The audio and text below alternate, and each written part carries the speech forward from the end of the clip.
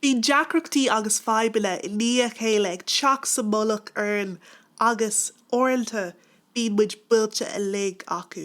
Ballin scéal an Dordéan le forais mhór airsing atá plucha ag tuile. Tá gin anmhaithe le foraise amach agus tá a cuid súla sáitis an órais atá trí leasa. Tá siad buailte go dona, ní eachtar dómh go bhféadfadh neart ar bith a bheith acu ar chomharsaí inis. Nílach éonín beag amháin a ceapan sin, an Dordéan a deir, tá mise ag dul ag cur an aghaidh na tuile sin. Eitlíonn si chuig an sruthain is congarí dí, tugann breithnín uisce as agus caitheann ar an tine é. Agus leanann suas anuas sios aníos, suas is anuas agus suas is anuas comhtréin atá si in ann.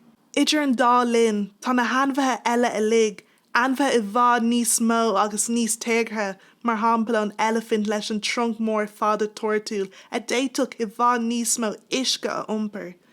Tá siad sin ina seasamh ag déanamh trua dó féin agus ag rá leis an Dordéan.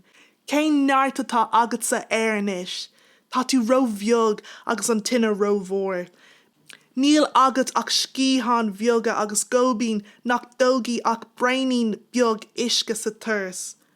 Nuair nach bhfuil de fort acu ach sin, impíonn si a ceann, gan bant ó na dhíthil ag tarrant uisce go néir denimse mo dhíthil, agus sin é I mo tharmse, is ceart dú na lig a dhéanamh. Ba cheart món an Dordéan a bheith agan in gcónaí. Beidir gur fánach an méid a dhéanamse asam féin, ach is cinnte nach mín lom a bheith mar bhí na hanmhaithe eile, ag fear ar an domhan seo ag dul léig.